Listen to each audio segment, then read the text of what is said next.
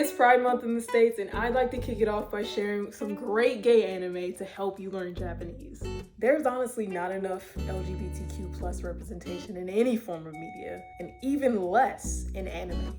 Accurate and positive representation in media offers insight into others' experiences, helping to challenge some subconscious biases and prejudices.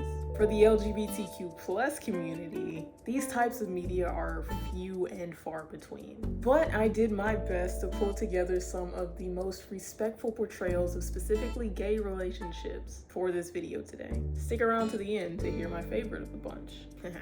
We're gonna kick it off with one you're probably already familiar with. Given. Given is a cute 12-episode anime, 51-chapter ongoing manga, focused on uncovering a deep love for music and other things.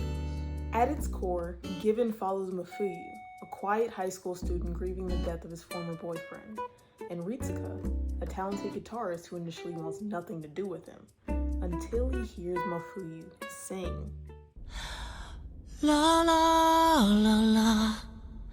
La la la la. That moment changes everything.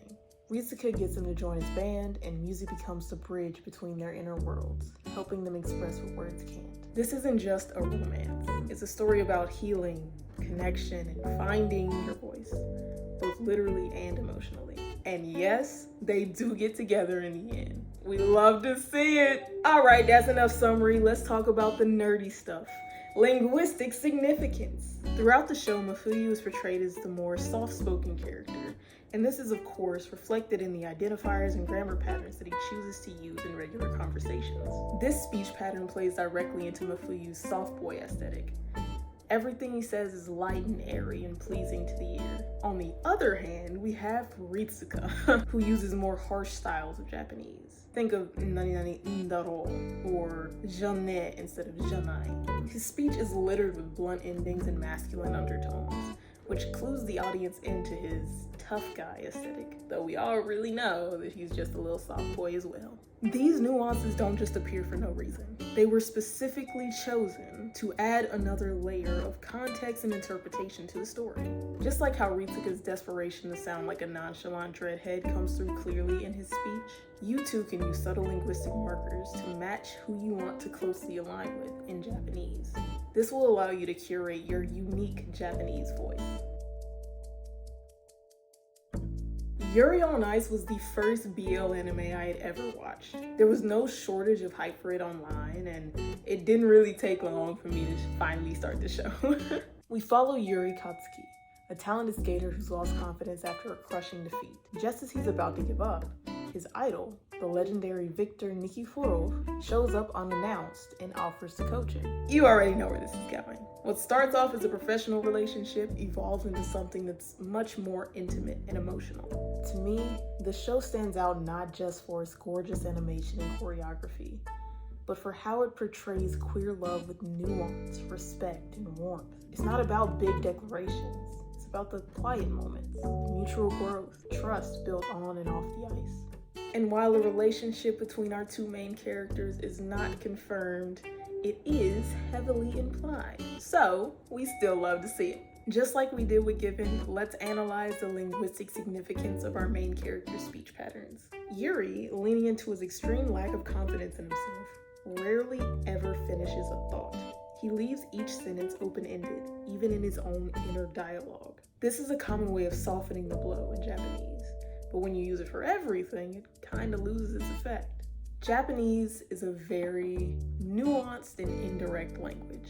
Speakers often soften their points with trailing phrases and speaking around an issue rather than addressing it directly. This contrasts sharply with English, which tends to be more direct. If Japanese tries not to rock the boat, English has already flipped that over. Both styles have their place, and in your own speech, learning to balance both assertiveness and subtlety can help you communicate more effectively and strategically. Now we're getting to the newer shows. Skate the Infinity is another 12-episode anime, and more on the way, with brilliant visuals and a beautiful message.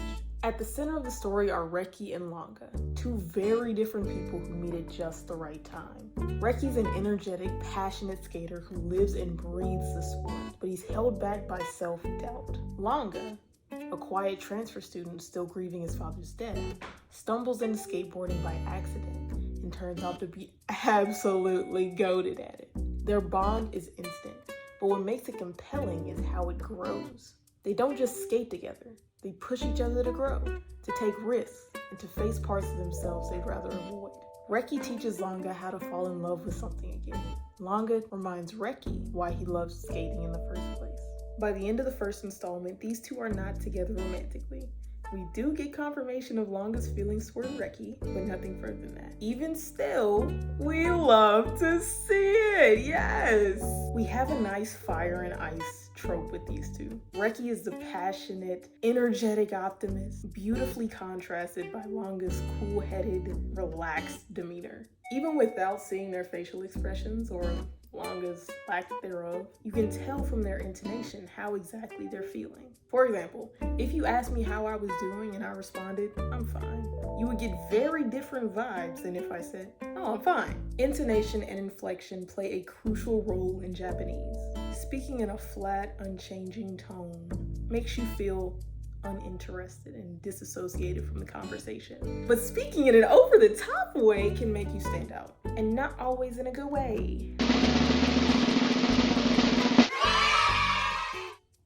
Okay, listen. If you can get past the title, I swear to you that you will love this show. Cherry magic, 30 years of virginity can make you a wizard? Follows Adachi, a painfully shy office worker who, upon turning 30 and still being a virgin, gains a strange magical power.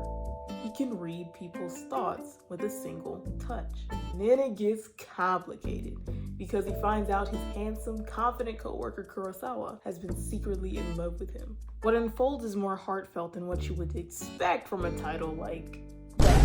Adachi isn't just dealing with magic.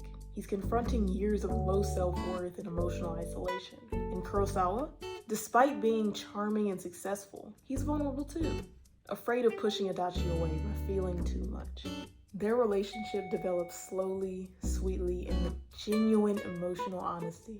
It's not about grand gestures, it's about learning to communicate, to trust, and to believe you're worthy of being loved. For the magic, it becomes less about reading thoughts and more about understanding each other without needing to.